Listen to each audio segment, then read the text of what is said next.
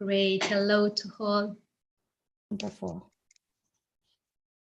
Hey, Silvia. So it's 3 o'clock. I leave the floor to you, and I'll admit people as soon as they arrive. People is arriving. Yes, I'm going to share the screen.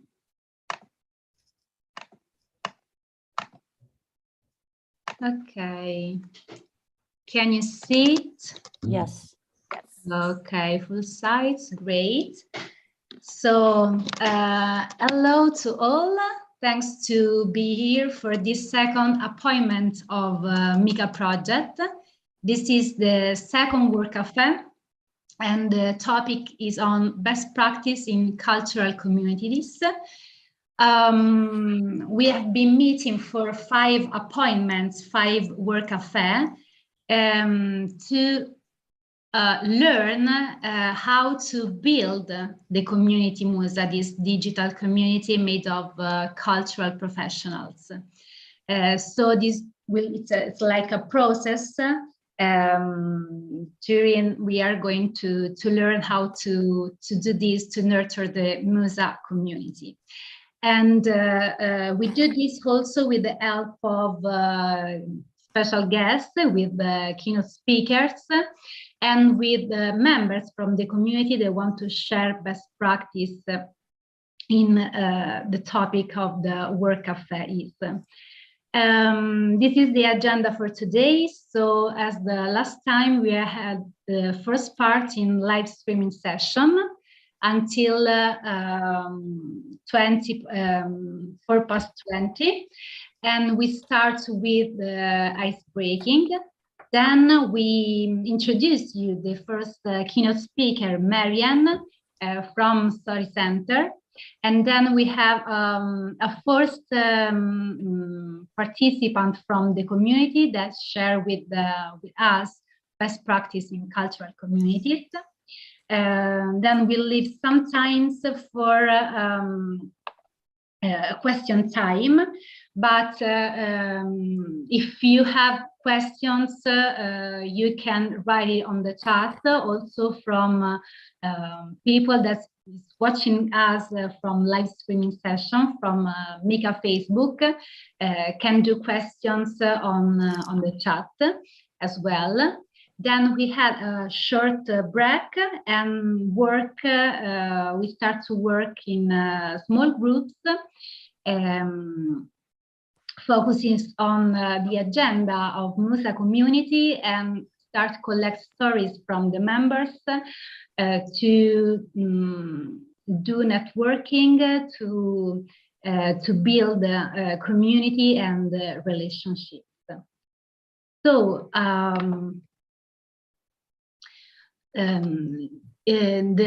the way to share some best practice during this work café is to join Call for Abstract. You can find the link to join the Call for Abstract in the newsletter that we are sending you. But if you have some problems, you can ask us and write to the M.I.C.A email. And you can find also the link to join the Call for Abstract in the Wello space. And later in the second part, where we are going to move again in Wello space, we are going to show you where you can find all this info. If we can start with this first activity. It's a nice break-in.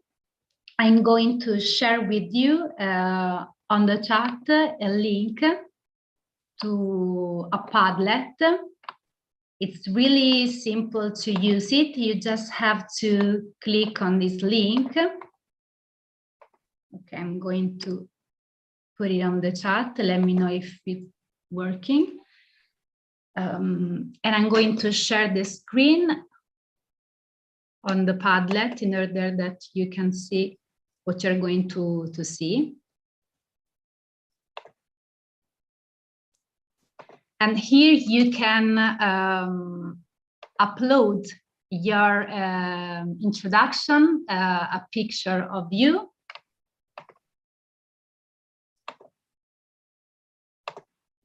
Okay.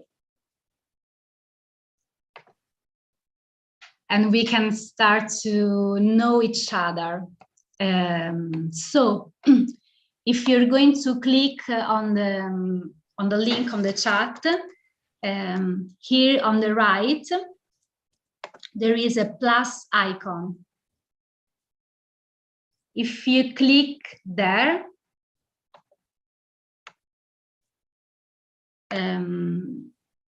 a post is going to be open, and you can write here your name, your place, and if you have some cultural organization or museum that you are working for.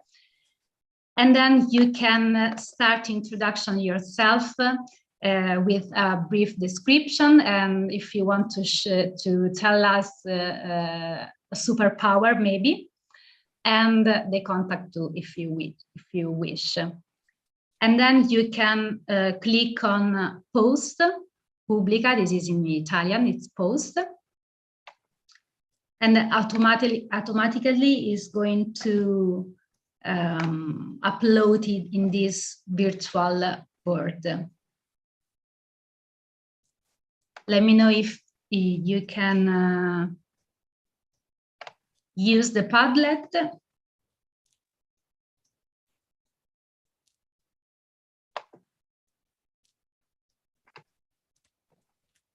And for this ice breaking,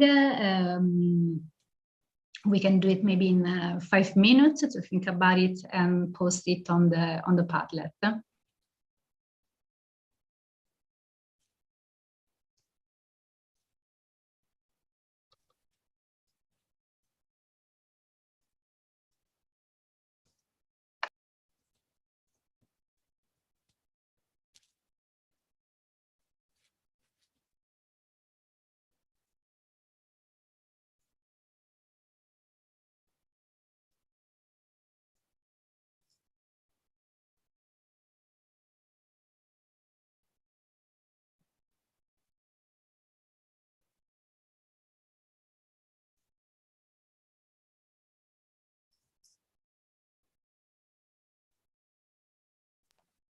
Also, people from live streaming session can add an introduction, add in the comments on Facebook page.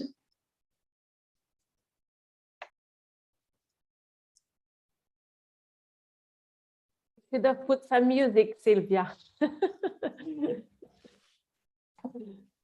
Maybe we could do a Spotify playlist of the M.I.C.A community. Yeah, we should.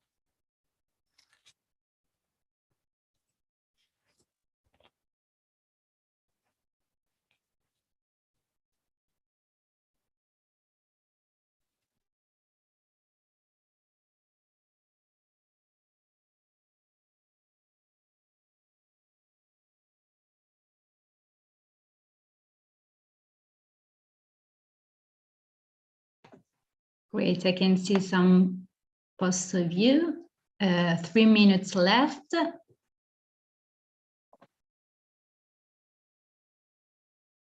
If some of you have problems, feel free to tell us.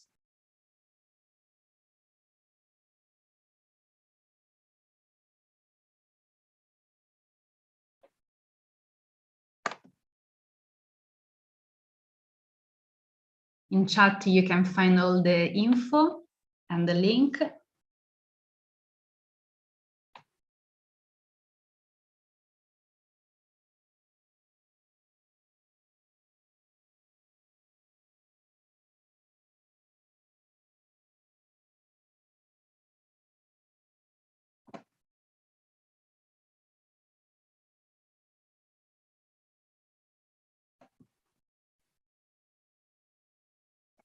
One minute left.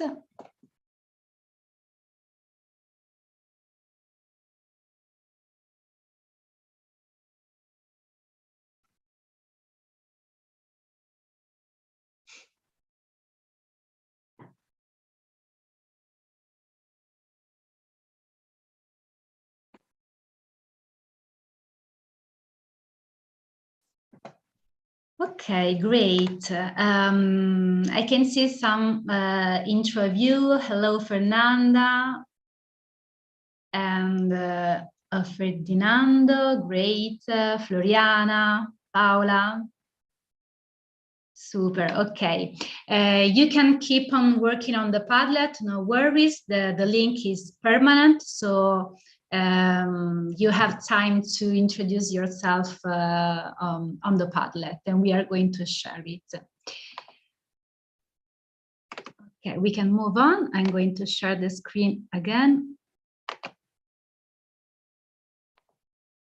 Okay, thank you, Silvia. I will introduce Marianne while you're sharing the screen.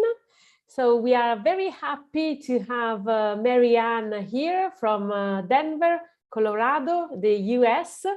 Marianne is a program director at the Story Center, which base is in Berkeley.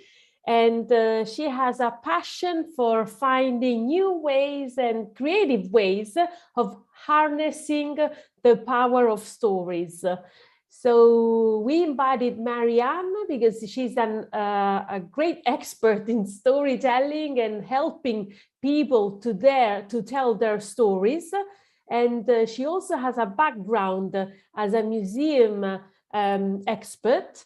So it was the perfect match. So this is why we invited Marianne.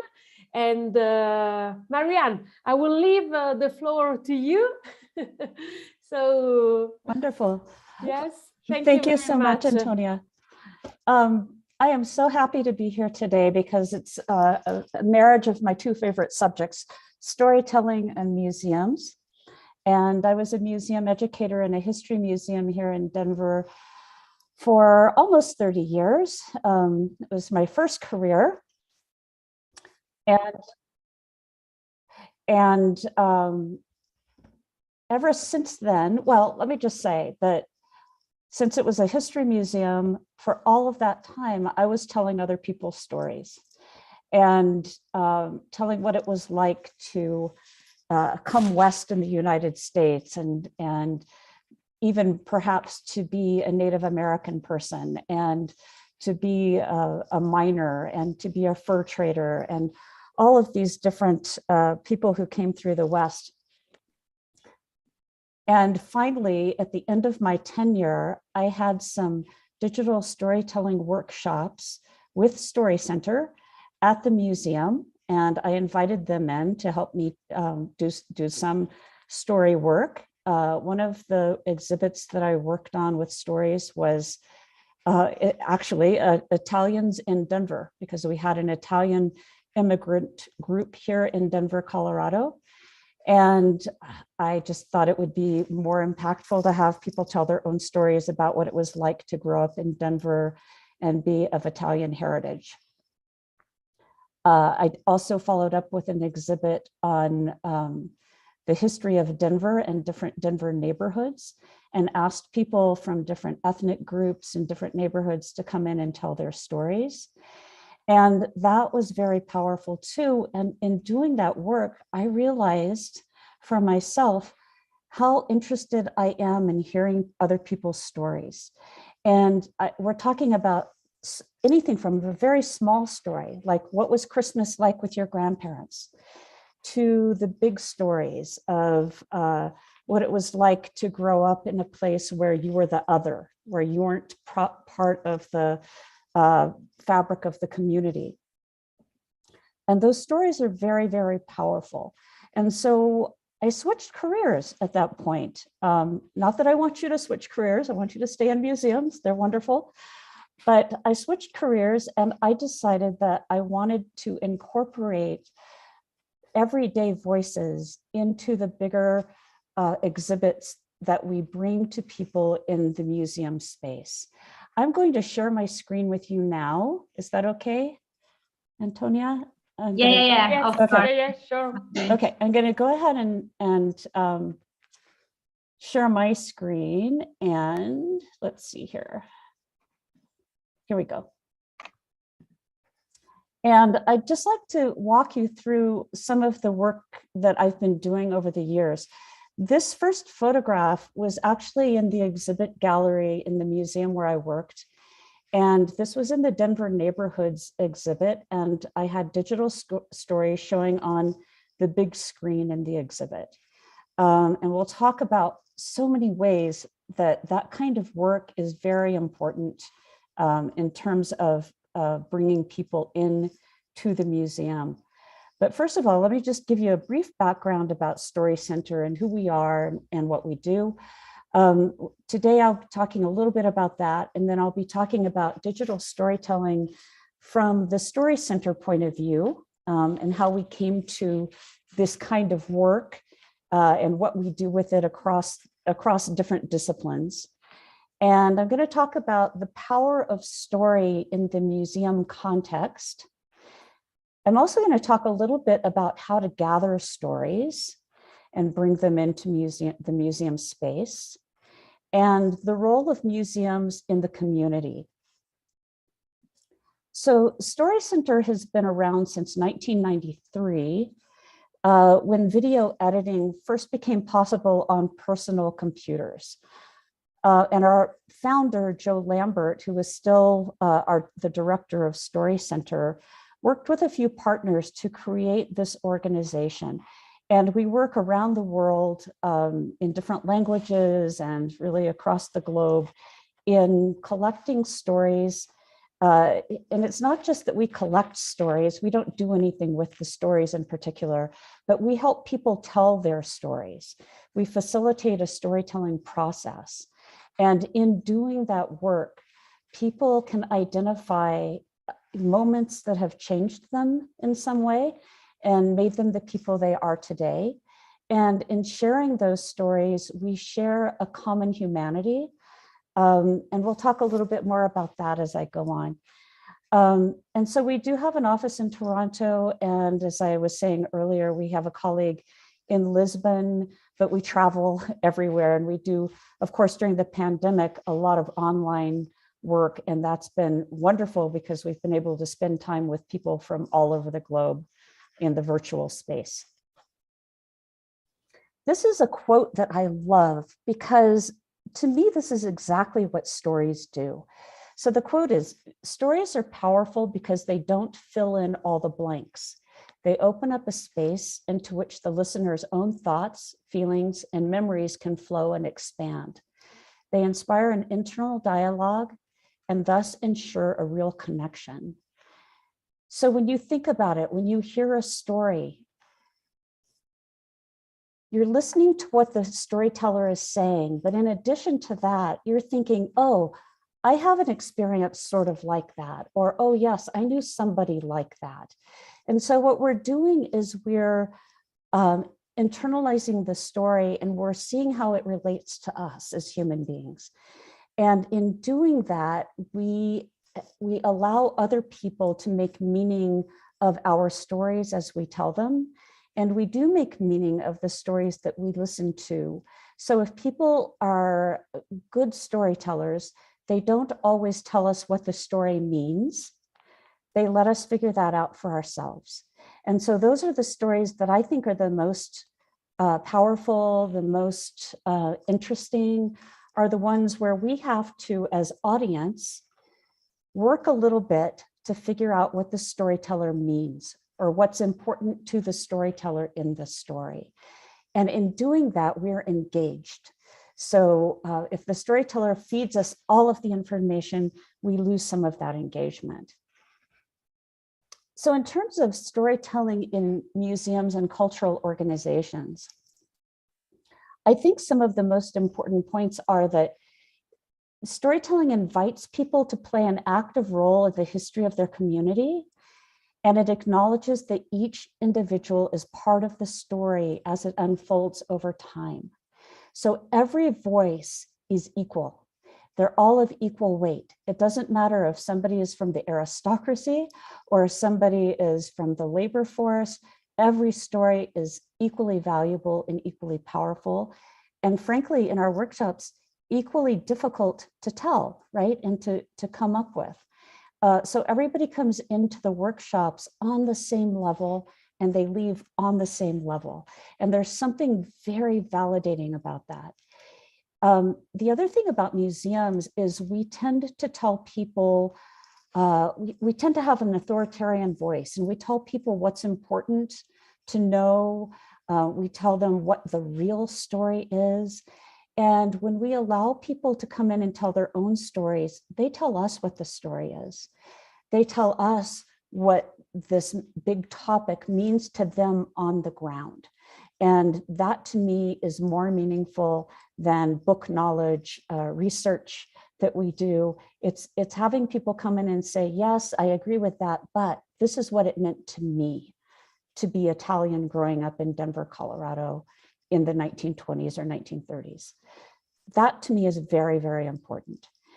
Also, when you invite community in to tell their stories, it increases their pride in the community, their pride in being part of the story and being included on the walls of the museum on the inside. And it breaks down those barriers between the institution and the community. It opens the doors. It provides an opportunity to add photographs, objects, manuscripts to collections. When you get people to come in and tell their stories and perhaps bring their photographs or bring an object that's very important to them historically, that they may want to donate to the museum. In addition to all of this, and I think something that I was telling Antonia and Sylvia earlier is I'm becoming more and more passionate about the idea of museums as places to build empathy. That these are places that are very well equipped and don't do it very often, but the most equipped organizations we have in our cultures for people to hear stories of other people and to build their empathy toward other people. And so I'd like to see storytelling play a major role in that effort as we go. So when I look at it, museums are engines of all of these things. They're engines of connection. They bring people together. They're engines of enjoyment. People come in for increasing their knowledge, but also to have fun, to have a good time. They are engines of inclusion. They include every single person in the discussion. They're engines of safety. What is done in the context of a museum is a safe space, or should be thought of as a safe space. They're engines of discovery. They're places where people can come in and learn something new that they didn't know. And again, they're places for building empathy. So those are all very important jobs of a museum, I think. So one case study I wanted to share with you, last summer, I was working with the National Museum of Bermuda, and they had this exhibit called Tracing Our Roots, right? So roots of a tree and roots like journey to get to a place. And they were trying to go into the community and invite stories of how the families came to live in Bermuda. Very interesting project. And so in many ways, they started to collect stories. And on their website, you can find, if you Google this, the National Museum of Bermuda, you'll find that they have a genealogy database so that people can look up some of their ancestry. They have a toolkit for crafting a personal story. So they tell people in a nutshell, this is how you do that, how you write your personal narrative. They have a national crowdsourcing where families from Bermuda can come in and paste their photographs and their stories. And that's wonderful. That's gold. And then they have a section on digital stories where they show the stories that were made in the workshop that we did. And for that workshop, what they did was they invited in secondary education teachers, so high school teachers, to come in and take the workshop, create their own stories about their roots, and then learn those tools to take back to the classroom so that they could teach their students how to create digital stories as well, or little videos as well. So I would highly recommend you look into that website. Here's one of the stories from that workshop that we did. I'm going to share with you. It's called The Ties That Bind by Louise Tannock.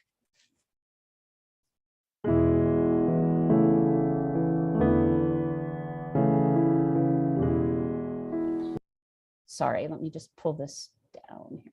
Okay. When I settled in Bermuda more than 40 years ago, my father once came to visit me and his eldest sister, who helped provide for me.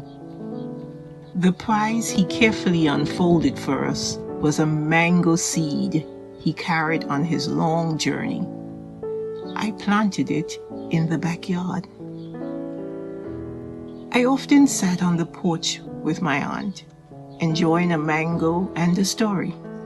She described walking miles up the mountain in St. Kitts as a young woman to weed the ground and collect baskets of harvested mangoes and ground provisions to sell in the markets. As she grew older, the corns and the bunions on her feet told the stories of her struggles. When a friend whispered she was going to Bermuda, the thought of getting away had never entered her mind. But the more her friend told, the more she began to dream, and fear of the ocean did not dampen her dream. At age 17, in a borrowed dress and a pair of shoes, and $10 in a tucked-away purse, she stepped off the deck of the Canadian steamboat that docked in Hamilton. She told me little of how she survived the ocean journey, but she recalled the boxes of fruit that she traveled with and the ripening mangoes that made up most of her food on the journey. Mango trees here do not grow in abundance. The cool, rainy weather of early February, plus the gusty spring winds of March and April, destroy the early blossoms of the mango tree. And if it is planted in an exposed area, it will definitely limit an abundance of fruit. For that reason, a mango tree is a symbol of resilience in Bermuda. My aunt was resilient too. Bermuda in the 1920s had rough edges. Her first job was washing laundry for a kind soldier who lived in the barracks in Prospect across from the cottage where she stayed. Her hands told the story of the twice-weekly laundry, which became her golden coin to her improved life. She often wondered of her family back home. The stories my aunt shared stay with me, and I sometimes share them too. Remember that seed from my father that I planted in the backyard? I waited 5 years, 10 years, 15 years. Finally, it bore once and gave me 3 mangoes.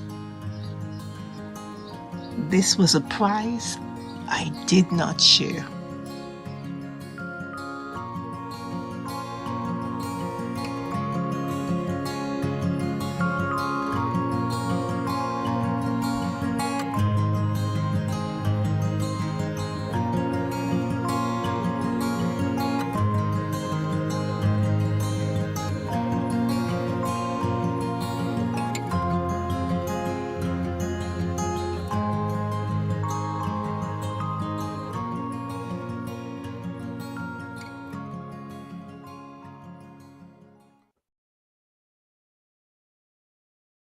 beautiful story by Louise. I love that story.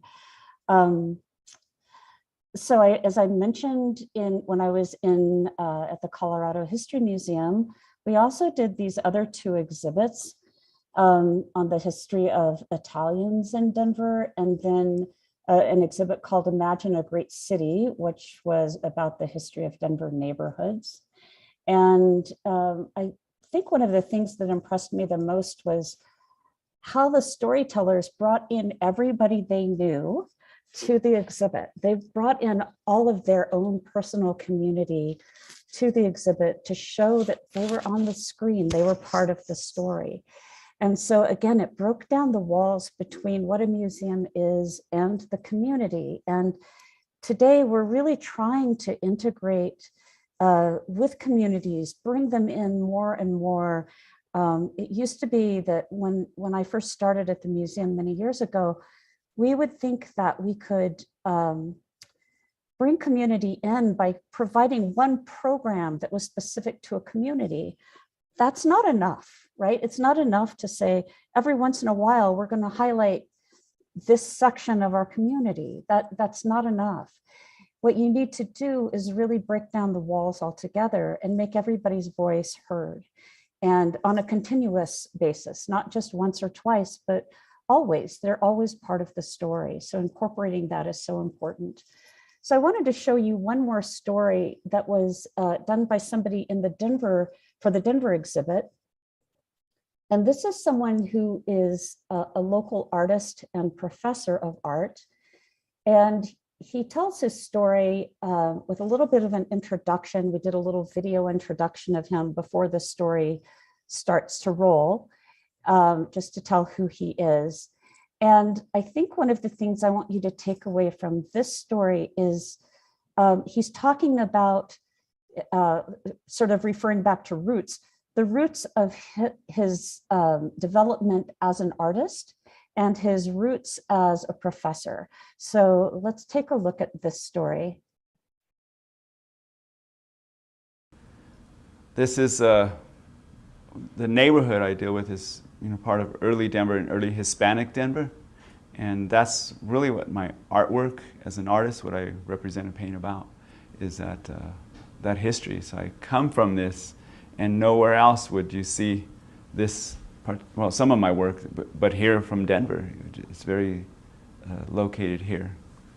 During the civil rights movement and the Chicano civil rights movement, known as El Movimiento, in the 1970s, became very informative for me to realize the importance of our culture and to document it. And that's what I do as a painter. I document our culture and create artwork of this time and this place, which is where I live in Denver.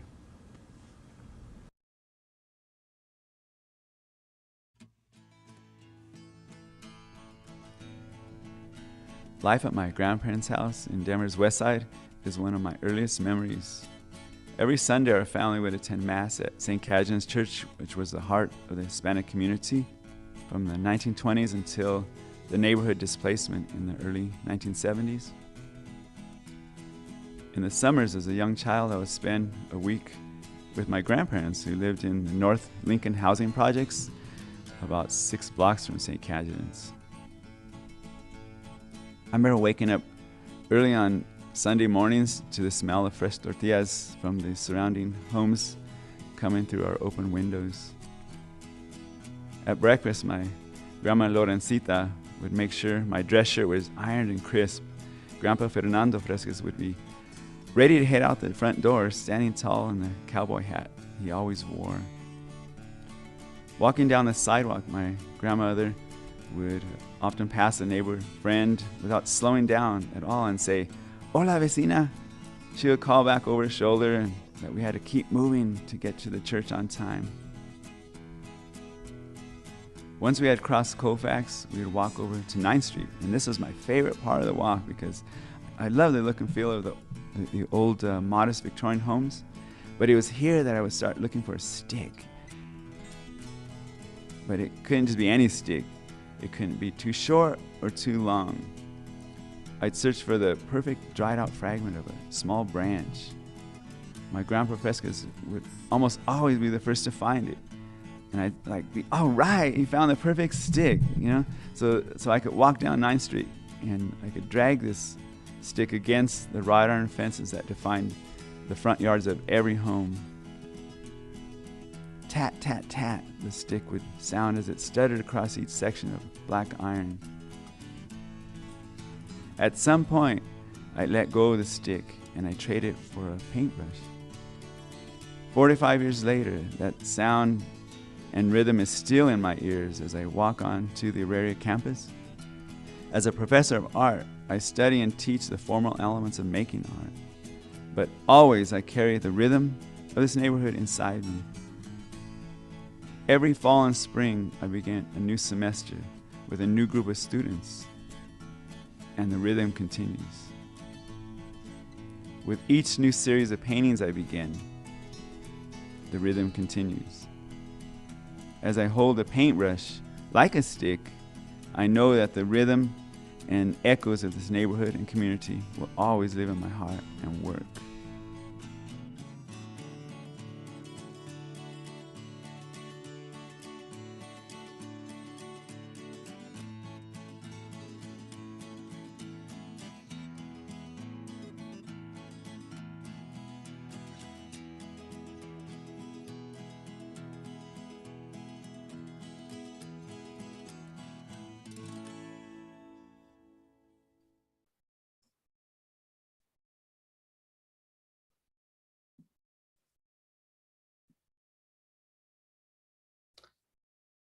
So those are the kinds of stories that that I find are so impactful when you're talking about Denver neighborhoods and how they developed.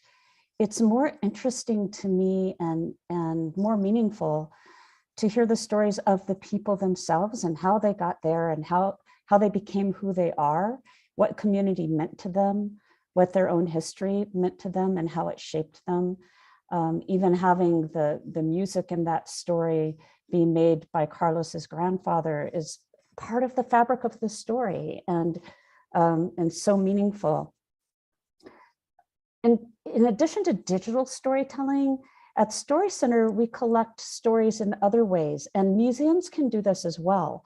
So during the pandemic, almost every Friday, we had little webinars where people could come to the webinar and be given a writing prompt, and then they would write a story. And we posted all of those stories, and they're just written stories that people could submit one photograph and the written story, and they're all posted on our website. So you can go to the website and read the stories if you want. But it's the kind of thing that museums can easily do to bring those voices into the community, from the community into the museum, and create this online community, a digital community that's really so powerful and helps people connect. Another thing we have that we've started offering in the last year is a podcasting workshop where people hire us or they can come in and take a workshop, but we do custom work too, where we go into different communities or organizations and teach people how to create their own podcasts that are story-based, so that it isn't just a straight interview perhaps, but it's more of a story that someone is trying to tell through a podcast. So we do that kind of work to bring the communities together digitally and in terms of hearing and sharing each other's ideas. That's again something that museums can do. And I know I'm not in, I don't work at the History Museum here anymore, but I know that they have a podcast, and I know that many museums are starting to do that. And it's an interesting vehicle because it's so, it casts such a large net. You can talk about the content of an exhibit, you can talk about an individual, you can talk about an artist, have the people come in and tell their stories in podcast form. And so it's another way of really spreading the word and going beyond the walls of the museum. Another thing we have that we offer is something called the Listening Station Kit. And you can do this on your own. You could buy it from us, but you could do this on your own, where you go into community and you record video or just oral interviews with people. And you can either edit those videos or audio to be what you want to include in the museum, or you can, just use them straight as they are and put them on the website and say, here are the recordings that we did at a cultural fair last weekend, or however you want to do that. But in the United States, in the West, we have had a lot of wildfires, which I'm sure you know about or you've heard about. And so we've done a lot of work with the listening station and people coming in to tell their stories about the fires and what the fires have done to their communities and their own lives, and put those together on its own website so that people can look at the fire stories.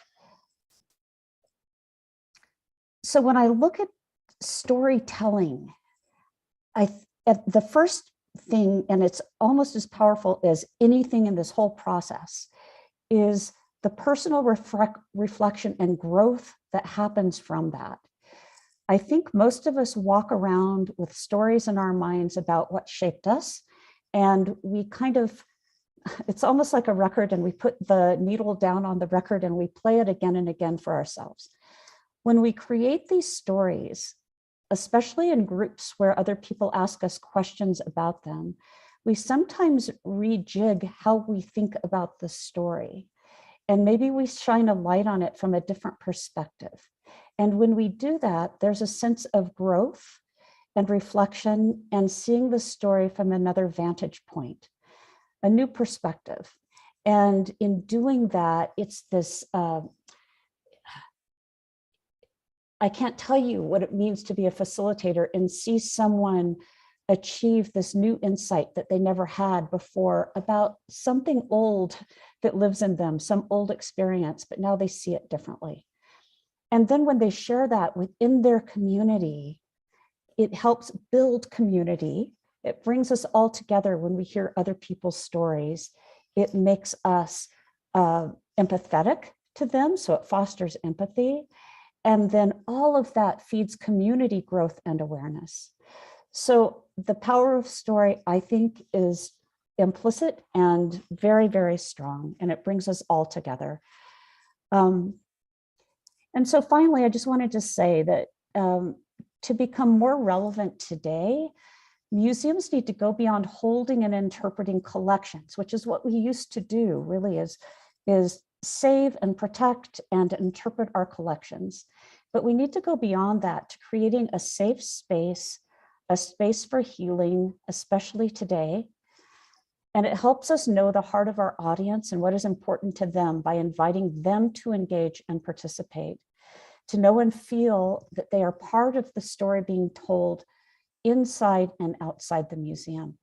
So oftentimes I think as a museum educator, at least in the past, I was tempted to work within the museum walls. And I finally realized that stories weren't going to come knocking on my door. I had to go out and find the stories. I had to go ask people what their stories were. And in doing that, we were all richer as a result. So I'm very, very happy about that.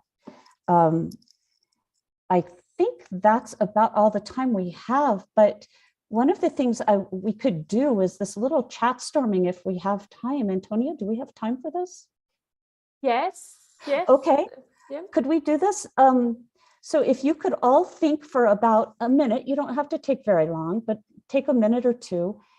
In what ways is your organization or your role in your organization changing? So how is your job changing? And what do you want your museum's role to be in the community? Do you have anything specific in mind? But what is it you want it, where do you want it to go? So how is it changing, and where do you want your role to be in the future?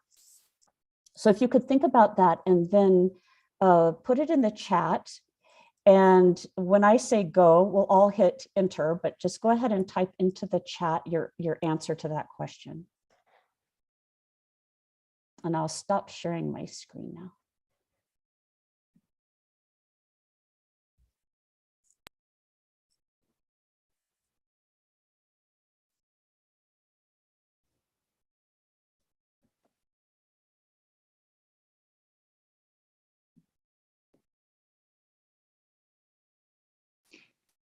Marianne, thanks. Can we put the questions on the chat?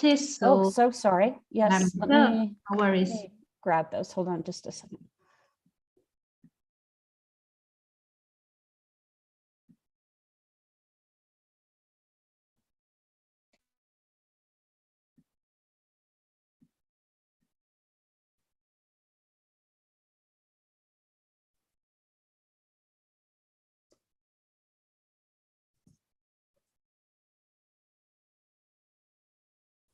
Thanks.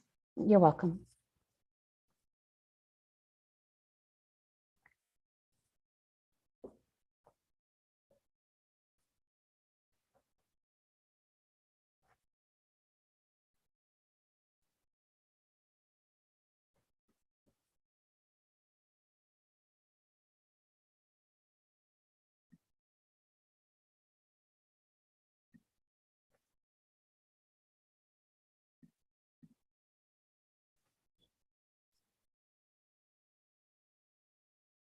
Okay, another 30 seconds.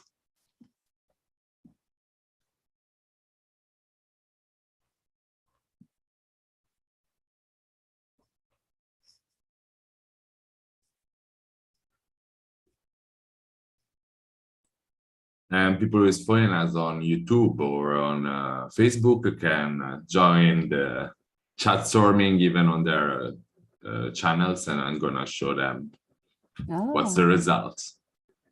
That's exciting. If they want to, of course. Yeah.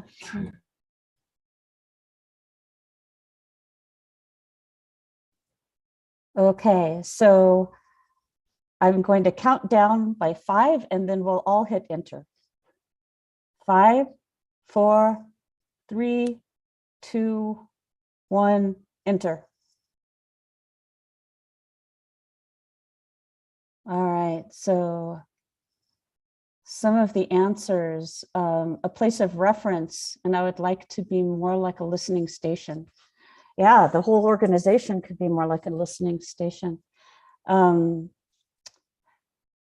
this person says, I feel like libraries are better suited for community work, starting with how their archives are shareable by everyone and the fact that they don't include a paying fee for participation. I think that's a very good point.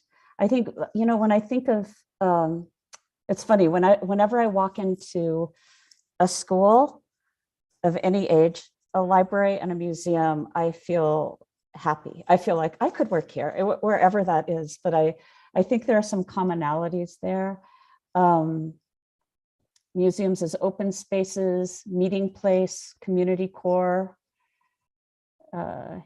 Yeah. Need to interact with everyone. Yes. Wish that Tina's virtual museum would be a place of exchanging knowledge and stories at the heart of the local community. Yes, yes. Yeah. Were there other Facebook answers? No, sorry. Okay. It was a good try. Okay, that was a good try. Okay. All right. Well, good. Well, thank you, everybody. And I see that if somebody wrote that the story was, one of the stories was emotional. And I think, let me just say before I leave that there's this connection between the heart and the mind that makes these stories resonate. And you can't have one without the other. And I think that's why we remember the information from the stories, is they touch our heart as well. So thank you all. This was really fun. Thank you, Marianne. You're welcome. Thank you very much. I think there were a couple of questions from the people here, from the audience. So I think there was a first question from Ivo. If I'm right, yes. So it's this one: collecting stories for people help us build a very large repository we can work for. So Ivo says the advantage for cultural professional is clear. However, I often wonder how these contributors benefit from this. Are they paid in some way as we are for the content we produce? Mm-hmm.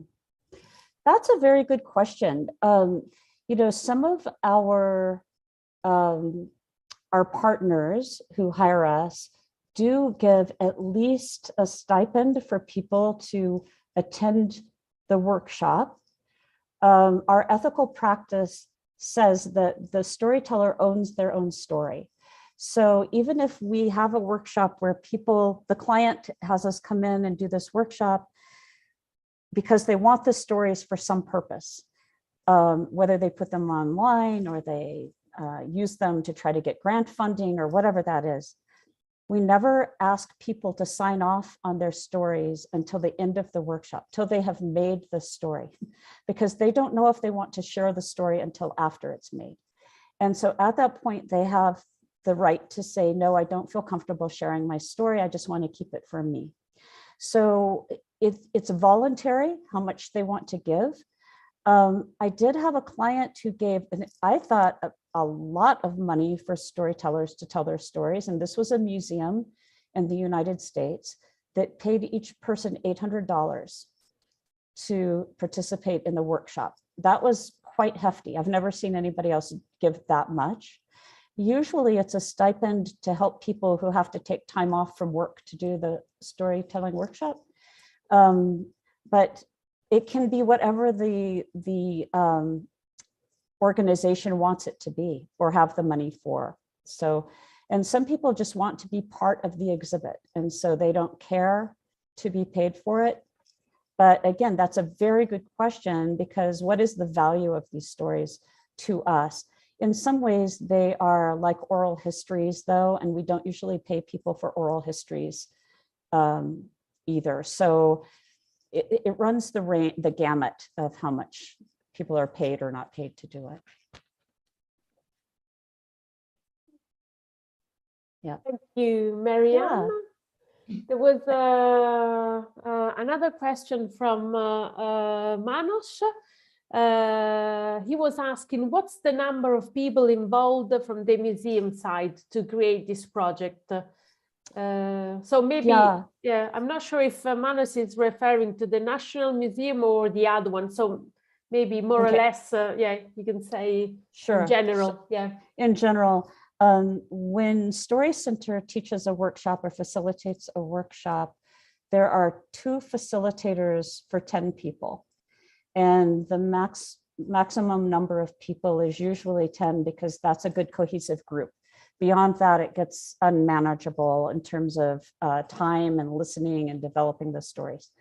So it's up to 10 people, 2 facilitators, and then there's always at least one representative from the museum who is there as well. Sometimes it can be 2 people, generally it's 1, and their role is to sort of just help facilitate in terms of if somebody is having difficulty with their computer, or they have a comment that they need to make in general, that while the facilitator is teaching, perhaps they need to say, I have to leave early today, or that kind of thing. So it's a support person from the museum. But in terms of the actual work, Story Center has been doing the actual work. But we do train people. So if they want to do this kind of work too, they can come take workshops from us and learn our methodology if that's something they want to learn and take back to their organizations. Thank you, Marianne. You're welcome. Yeah, I don't know if there were other questions from participants.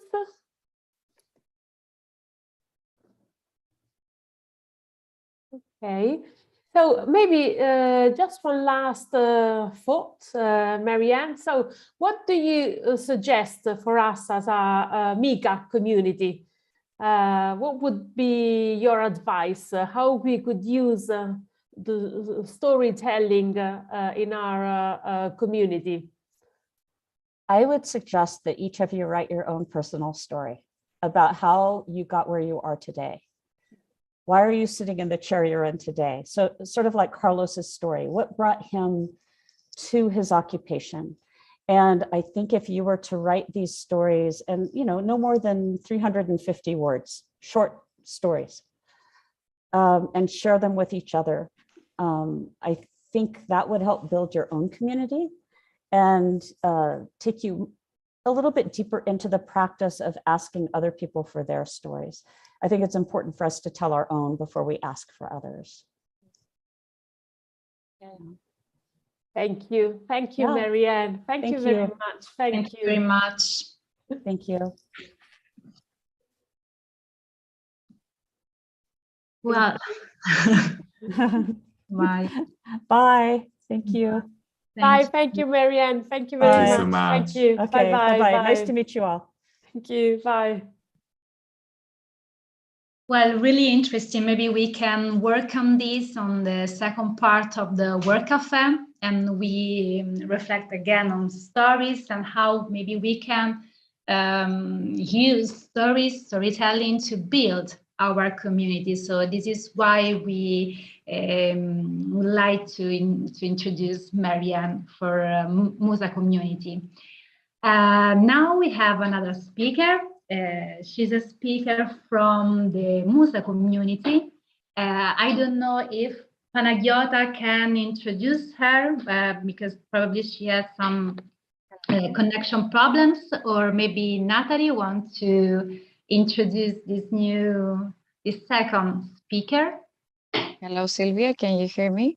Yes, we can. Great. Okay. Hi, Perfect.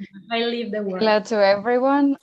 We would like to introduce you to Ms. Hariklia Harris. She is a former M.I.C.A specialization courses learner. She pursued the role profile for the digital strategy manager. So Hariklia is an architect, urbanist, and researcher on participatory planning practices. She is a National Technical University of Athens PhD candidate, and she is exploring the significance of community engaged territorial networks to culture manager.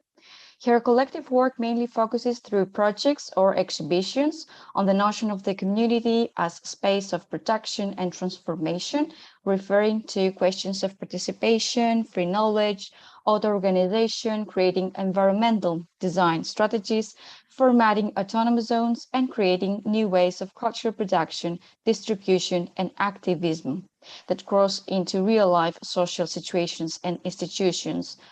For the MUSA, for the Soma Museum project, this is the Scattered Open Museum of Attica. She's working since 2015 on the idea of a museum which is open to the city and open to the local communities. So welcome. Thank you very much. And the floor is yours. Hello, Panagiota. Hello, all. Thank you very much for inviting me. I'm very happy to be here. I have followed, as you said, Panagiota, all courses of MUSA. I'm very grateful for this. It has been a rich experience and still is, continuing this discussion all together. I would like to share with you today some thoughts I have. There's some research thoughts that are combined a lot with our studies, in MUSA. For example, how can a digital platform can have a role at the heart of a community as a tool? In this presentation, very short presentation, that is actually some, can I share? Yeah, yes, you can, Hariklia. Yes, yes. Try and see. Okay, let me.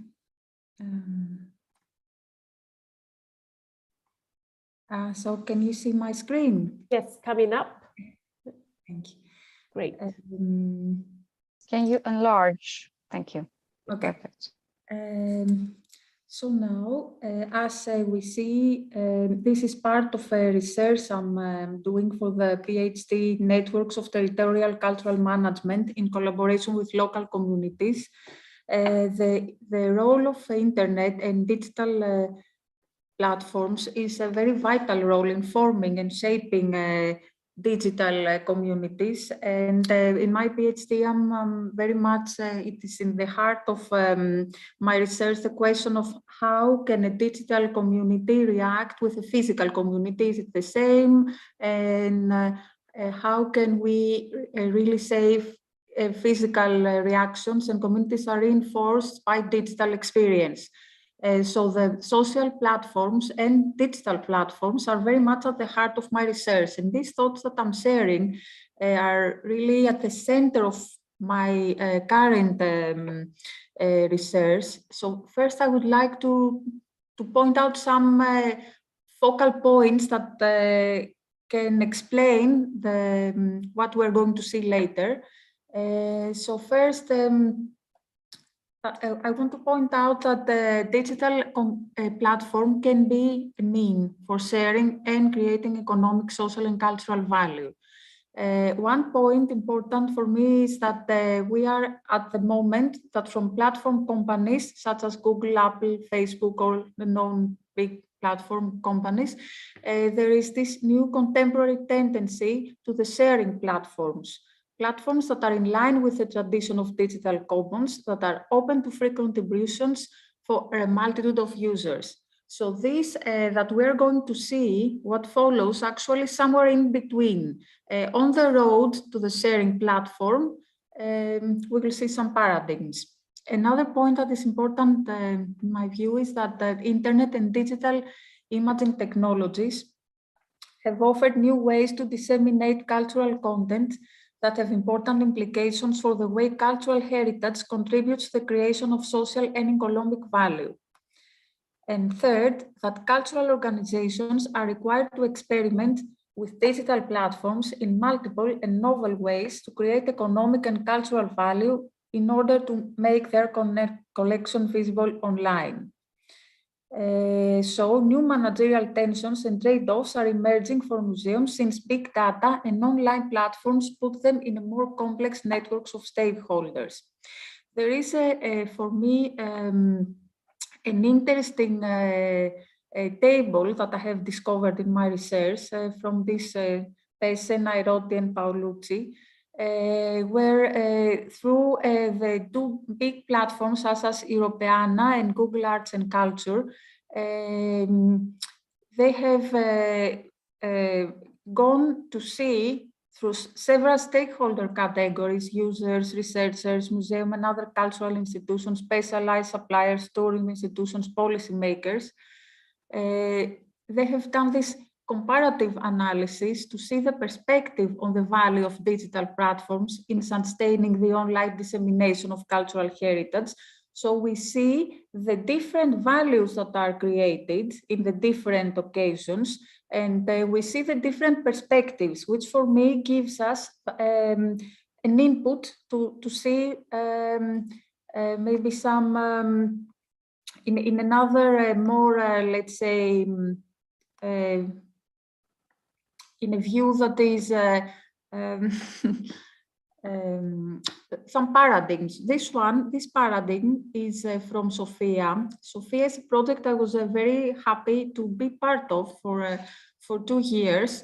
Another thing I want to point out that, as to quote, is that these paradigms I'm going to show are all referring, most of them, to Horizon projects. It's a coincidence, I don't know, but it's very interesting that they derive from this process of networking institutions, networking researchers and practitioners from culture mainly. And so we see this Sophia platform that has,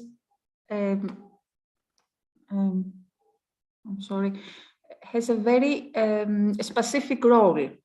So to promote collective reflection within the cultural and political sector in Europe on the impact assessment and quality of interventions in European historical environment and cultural heritage at urban level. For this purpose, Sophia engaged a vast community of practice. Sophia's work is aimed at creating a social platform, a vast and diverse community of stakeholders from different fields and disciplines interested in interventions in historical environment and cultural heritage in Europe that work together towards the definition of an effective impact assessment model, quality standards, and guidelines for future policies and programs. You can see here also the link. So we have this platform created where actually it has been throughout all our process, we had let's say code. So we can enter, and all material was uploaded and exchanged within all the research group inside this platform. So this is not visible to all end users.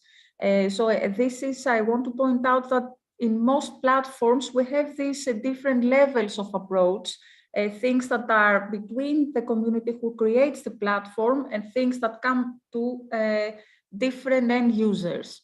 So here, as you can see, this is a very active platform that contains a community of practice and advisory boards and the stakeholders that you can maybe look if you like, and creating a certain model. So this, it is very interesting for me that this platform is used both as a communication tool as well as a tool for knowledge and exchanging knowledge and creating a model that can be adaptable from researchers, communities, local administration, and for assessing heritage. So here we have another paradigm, very interesting in my view, from another domain, smart cities. And so this is again a very cultural, somehow architectural, urban domain that contains culture, contains heritage, but is more on. I'm showing this because we see that again we have a holistic approach, such as Sophia, that we have involved people, place, and platform.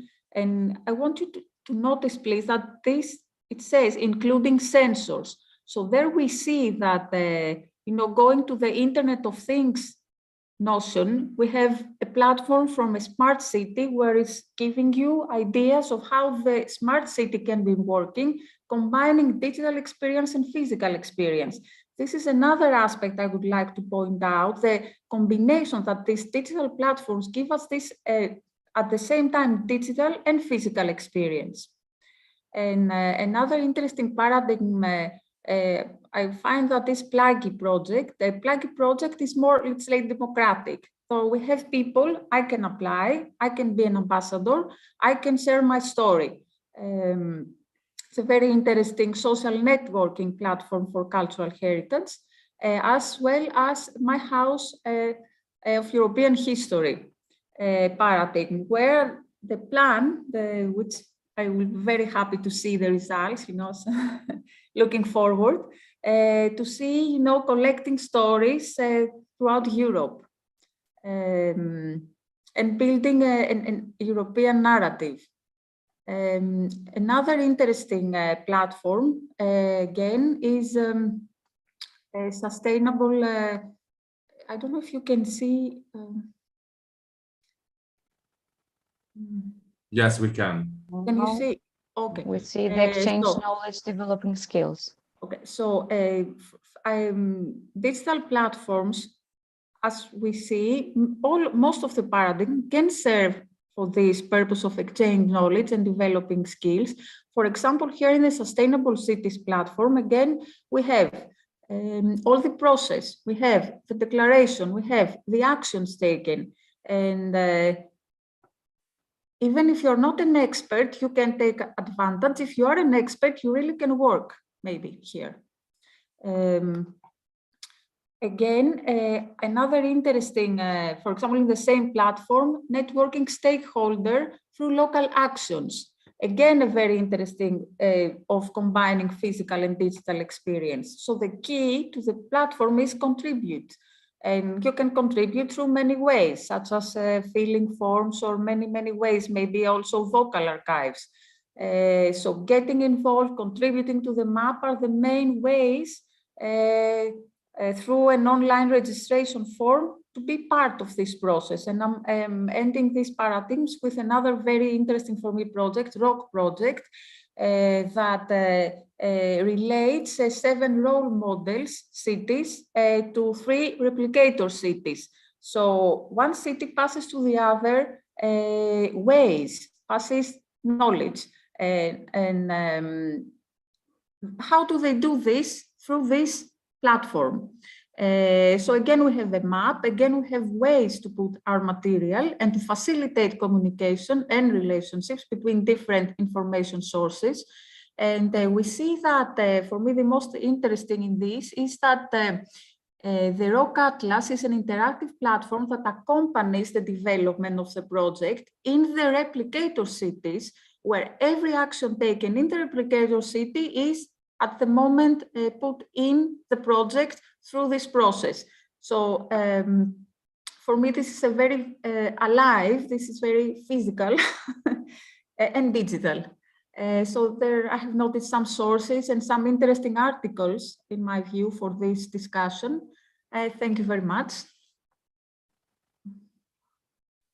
Thank you very much, Chariklia. Indeed, it's very difficult to find a platform that combines the e-learning and the engaging community platform. Very nice, the examples that you shared. About some of them, I know them personally, we may know them. Some others are new to us. Thank you very much for your presentation. If there are any questions. Okay. Maybe. Yeah. Yeah. Go on, Tanya. Yeah. I have one. Can I go live? Thank you very much for your presentation, Chariklia. It was very, very interesting, and it made me think on, you know, here in M.I.C.A, we're trying to understand what is the best platform, digital platform to share our knowledge, to meet, and to, you know, keep the community going. So, so you actually, maybe my question to you is, how do you think we should move forward in the M.I.C.A community? I mean, what would be your suggestion on what kind of platform to use or to develop in the future? Yeah, how do you see the future for the M.I.C.A community? Well, this is a difficult question, eh?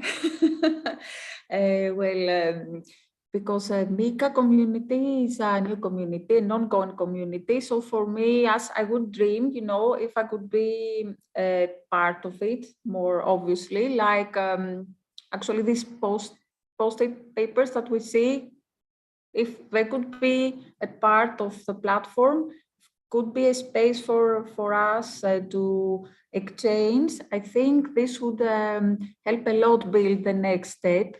But again, because this is an educational platform, we have, as in all platforms, the problem of how and what we show and to whom. So this is, I think this is the difficult part. But for sure, I would be very happy, you know, if I could contribute in a more direct way. Yes, Chariklia. Actually, you know, your help and all the participants of the community, you know, are welcome to give out ideas and to develop and some kind of a platform to help us engage more with the community.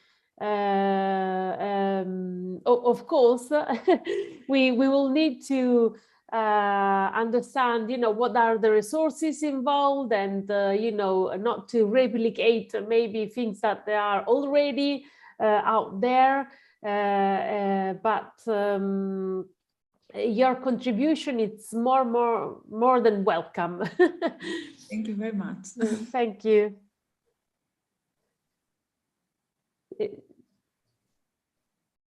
Silvia, did you have a question also? There is a question in the chat from Paula. Is asking, how is the Sophia community working? the Sophia platform that you showed to us. How is this? I'm sorry, I didn't hear. How is the Sophia? How is the Sophia community is working? I mean, how the community works, how, I don't know if Paula is here to elaborate more with the question. I guess it's talking about what is the functionality of the platform and how exactly, what is the Sophia community? You said about stakeholders. Yes, so the involvement of the stakeholders in Sophia was done throughout several phases. It has been done through workshops and conferences, and also it has been done in a more deep way, in a more, let's say, maybe could be even more sustainable way through case studies. Each country had several case studies where, for example, I was involved in the Philopappou Hill case study. Also, we were working the Greek team in the Santorini case study. So there we had the chance to really test the model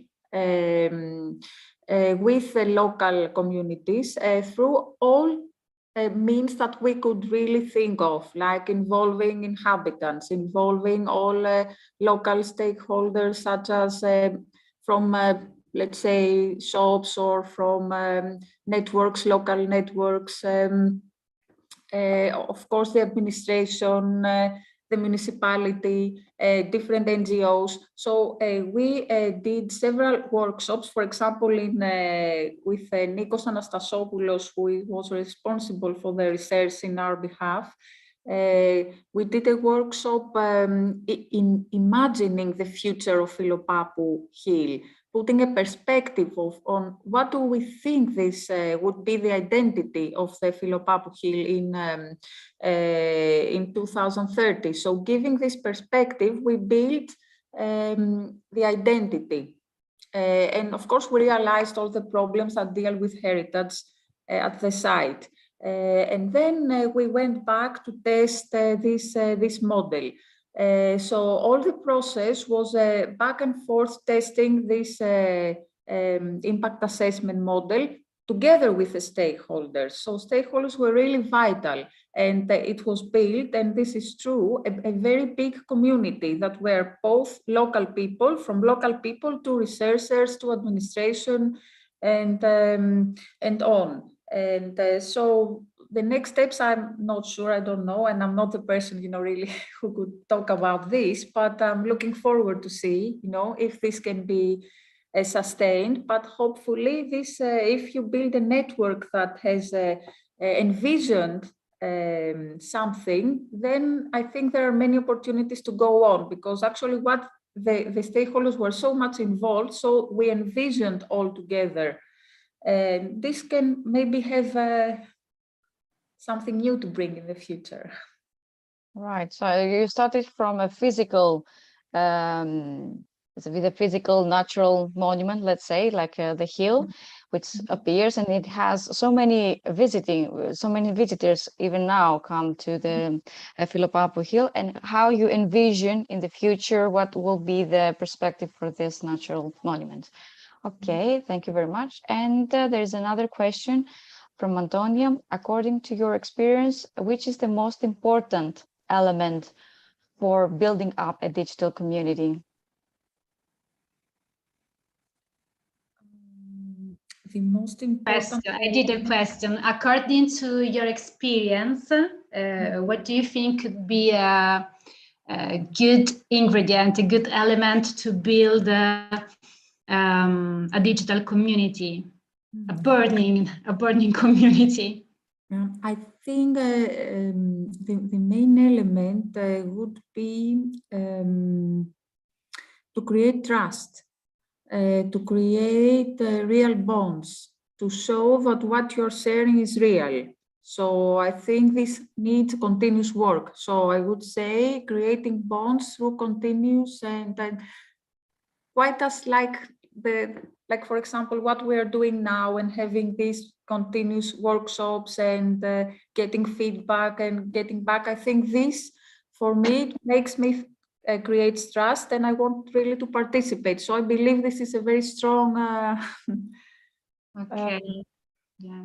Thank you. Yeah, like a safe space, starting Exactly. from relationship, networking, know each other. Exactly, Yeah, and a yeah. space where where the opinion would be appreciated, where there are of course rules. It's very important, you know, to have a safe space with rules where you feel that you can contribute. I believe this can really Yeah, create yeah. dialogue. I agree with you, without judgment. Yes, exactly. Yeah, yeah, I agree with you. Well, thank you very much. I don't know if there are other questions.